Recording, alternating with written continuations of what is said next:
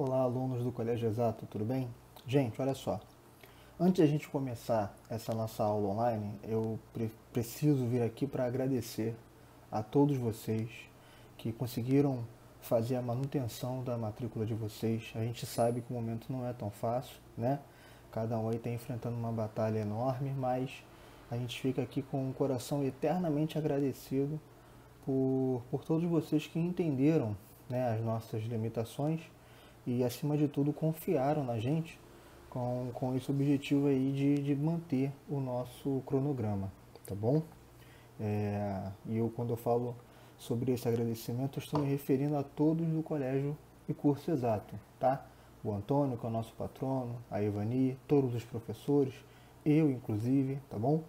A gente está eternamente grato por tudo que vocês vêm fazendo com a gente em colaboração, em participação dessas aulas, tá bom? E a gente fica aqui na torcida para que dias melhores cheguem para todos nós, ok?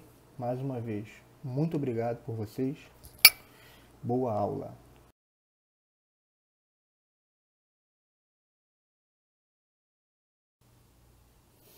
Olá, alunos do primeiro ano do Colégio Curso Exato, tudo bem com vocês?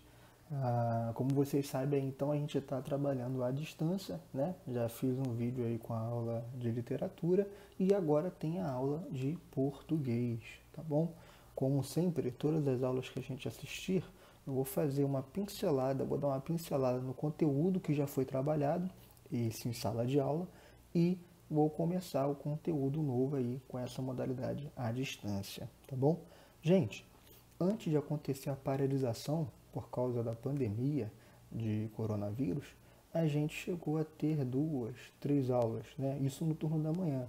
O pessoal da noite teve aula com o professor Márcio, não foi isso? E a gente trabalhou aí o conteúdo de letras, fonemas e sílabas, né? Nós fizemos atividades onde a gente precisava calcular o número de letras e fonemas de determinadas palavras, separação silábica também, né? Encontros vocálicos, dígrafos, encontros consonantais, enfim, toda aquela parte básica da língua portuguesa. O conteúdo que nós vamos adentrar hoje é o conteúdo de formação de palavras, tá? A gente precisa ter muita atenção porque não é um conteúdo fácil de português, tá bom? Mas eu fiz aqui alguns slides para vocês bem explicadinhos e a gente vai tentar seguir em frente, tá bom? Então, se liga aí no nosso primeiro slide. Então, olha só, processos de formação de palavras. Gente, vamos ler essas 3 frases aí. Ela é um mulherão, ele é o rei do mulherio e um beijo para toda mulherada. A gente consegue perceber que nessas 3 frases eu tenho uma palavra que ela é repetida em diferentes formas. Diferentes formas, perdão. Tem, né? A palavra mulher. Na primeira é mulherão, na segunda é mulherio e na terceira é mulherada, tá? Cada transformação dessa na palavra mulher corresponde a uma variação da palavra mulher. Então eu tenho aí um processo de formação de palavras que modifica uma palavra já existente, mulher. E é isso que a gente vai estudar. Nós vamos procurar saber qual é o nome de cada processo de formação de uma palavra nova, ok? Vamos seguindo. Primeiro de tudo, eu preciso entender que a formação de uma palavra ela vai ser regida por 2 tipos, derivação e composição, tá? Então eu tenho 2 classificações gerais de formação de palavra, ou é por composição ou é por derivação. Nós vamos ver cada um agora. Começando pela composição. Por este processo, a palavra formada será composta por 2 ou mais palavras. São os radicais, tá? Olha os exemplos. Eu tenho a palavra gira e a palavra sol. Elas somadas formaram girassol. Eu tenho a palavra passa, que é do verbo, né? Passa, e a palavra tempo. Somadas formaram a palavra passatempo. A palavra guarda e a palavra roupa, somada, guarda-roupa. Então vem para cá. Então, para eu ter uma palavra formada por composição, anotem aí, eu preciso ter, no mínimo, duas palavras, dois radicais diferentes, tá? Se eu tiver uma palavra nova formada sendo por uma palavra somente, eu não tenho composição, eu tenho a derivação. Se eu tenho uma palavra nova formada através de duas ou mais, eu tenho aí o processo de composição, tá? Essa é a primeira etapa que a gente precisa entender, tá bom? Dentro do processo de composição, eu tenho dois tipos de formação. Eu tenho a formação feita por justaposição e eu tenho a formação feita por aglutinação. Pô, Orlando, tu já falou nome pra caramba, é difícil. Não é fácil. Anotem nome por nome e ao lado coloquem um exemplo, tá? A apostila de vocês está muito bem explicada essa matéria. E com esses slides aqui vai ficar muito mais fácil, tá bom? Então, se os nomes causarem confusão, não tem problema. Escrevam os nomes de cada classificação e ao lado coloque o exemplo correspondente. Tudo bem? Olha o próximo slide aí. São dois processos de composição. Justaposição é quando a soma das palavras não tem modificação fonética ou modificação dos termos na formação da nova palavra. Exemplo: paraquedas, pontapé, cachorro-quente, passatempo, segunda-feira. Então, olha só, vai ser justaposição quando, ao encontro dessas duas palavras, eu mantive os termos e o som de cada uma. Por exemplo, a palavra para, o verbo para, somado à palavra quedas, formou paraquedas. Eu tive alteração fonética? Não tive. Todas elas continuaram com a mesma pronúncia, com a mesma forma, paraquedas. Correto? A mesma coisa é segunda-feira. Tem até o hífen ali para separar. Mas não tem alteração fonética e nem na estrutura de cada palavra. Quando isso acontece, é justaposição. Agora, quando acontece de eu ter modificação fonética ou estrutural de um radical, pelo menos, eu tenho o processo de aglutinação. Quer ver um exemplo? Pega a palavra plano e soma com a palavra alto. Não vai formar plano alto, vai formar planalto. Ou seja, a letra O do plano desapareceu. Então, se eu tive alteração fonética e alteração dos elementos, eu tenho aglutinação. Olha a diferença aí, vou colocar o slide para vocês. Olha só, a aglutinação é quando a soma das palavras tem modificação fonética ou modificação dos termos na formação da nova palavra. Então, ó, aguardente é a soma da palavra água mais a palavra ardente. Um A desapareceu. A gente não fala água ardente, é aguardente. O planalto, como eu expliquei para vocês, pernalta, é perna alta. Um A também ficou de fora. Ninguém fala perna alta, é pernalta, não é isso? Embora eu tenha aí três palavras. Em boa hora. Forma a palavra embora, perda fonética, aglutinação. Boquiaberta é boca aberta. O C e o A deram lugar ao Q, o I. Ficou boquiaberta. Ok? Então, se não tem alteração em qualquer radical, justaposição. Se tem alteração, aglutinação. Ok? Nós vimos os processos de composição. Nós veremos agora os processos de derivação. Acompanhem. No processo de derivação, palavras são formadas por acréscimo de elementos no início e ou no final da palavra. E ainda por supressão, que é diminuição, né? É retirada de algum elemento mórfico. O mais importante, só há uma palavra, o radical, que sofre acréscimos ou supressões. Então, diferente de composição, eu não vou ter duas ou três palavras. É uma palavra só. E alguns elementos vão ser acrescentados ou suprimidos nessa palavra. Próximo slide. Os processos de derivação são variados. Então, a gente precisa ter atenção. O primeiro, derivação prefixal ou prefixação. Quando algum elemento é acrescentado no início da palavra, antes do seu radical. Olha os exemplos. Infeliz, antebraço, refazer, reeleito.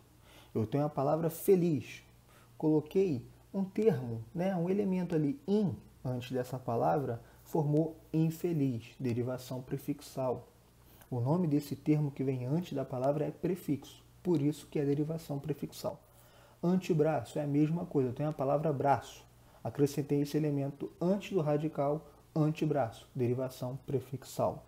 Refazer, reeleito, todos esses elementos aí foram colocados antes da palavra, no início da palavra, antes do radical. Então é derivação prefixal. Se eu tenho a derivação prefixal, que é aquele elemento que vem antes do radical da palavra, eu tenho a derivação sufixal, que é o elemento que é colocado depois da palavra, tá bom? Então, se foi um elemento colocado no início da palavra, prefixal. Se for um elemento colocado no final da palavra, sufixal. Slide. Derivação sufixal ou sufixação. Quando algum elemento é acrescentado no final da palavra depois do seu radical. Olha só, se lembra da palavra feliz? Né? Quando a gente colocou o in antes de feliz, formou infeliz, prefixação. Aqui eu coloquei o mente depois de feliz, ficou felizmente, sufixação. Tá? Então é fácil de entender, né? Não é difícil. É que é muita coisa, às vezes a gente se perde, mas é bem simples de se entender. Então, felizmente, é uma palavra formada por derivação prefixal. Chatice, eu tenho a palavra chato. Acrescentei o ice no final, sufixação. Harmonioso, vem de harmonia. Acrescentei o oso no final, sufixação. Simplesmente, a palavra simples, mais o afixo no finalmente, sufixação. Então, se eu coloquei antes, no início da palavra, prefixação. Se eu coloquei depois, no final da palavra, sufixação. Muito bem. Olha, gente, o outro slide aqui mostra pra gente uma coisa que a gente precisa ter atenção, tá? Eu tenho derivação prefixal e o sufixal, tá escrito aí. Quando elementos são acrescentados no início e no final da palavra. Ou seja, infelizmente, é uma derivação prefixal e sufixal. Eu tenho a palavra feliz, acrescentei o prefixo in, o sufixo mente ao mesmo tempo. E tenho aí as duas derivações.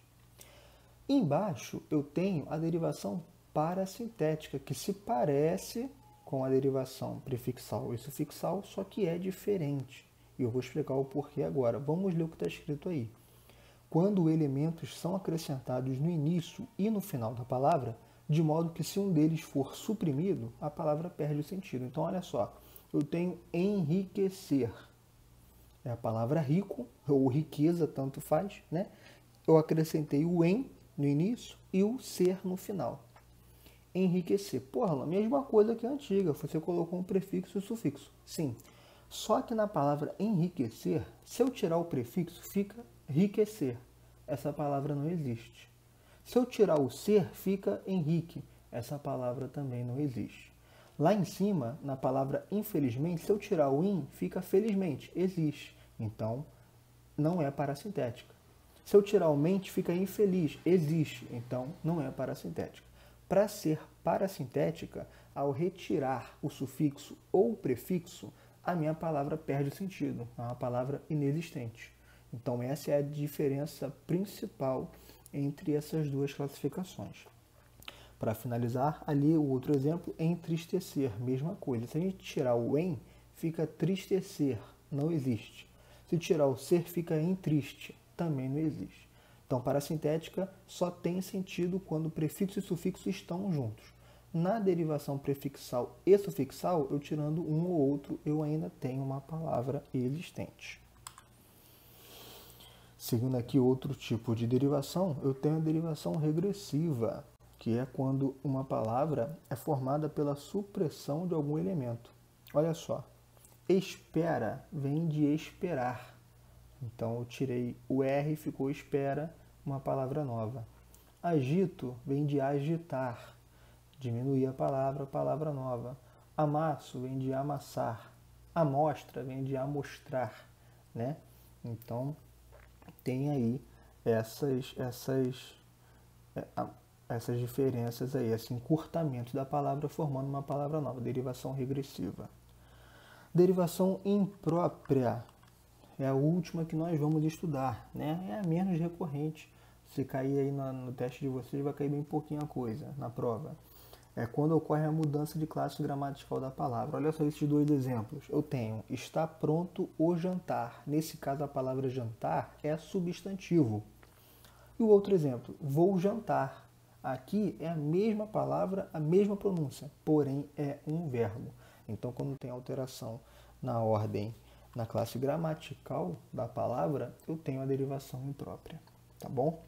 Gente, foquem no seguinte, composição, as duas, e a derivação, prefixal, sufixal, parasintética, tá? Essa regressiva e imprópria, estudem, mas não precisa quebrar a cabeça, porque é o que menos é cobrado, tá bom?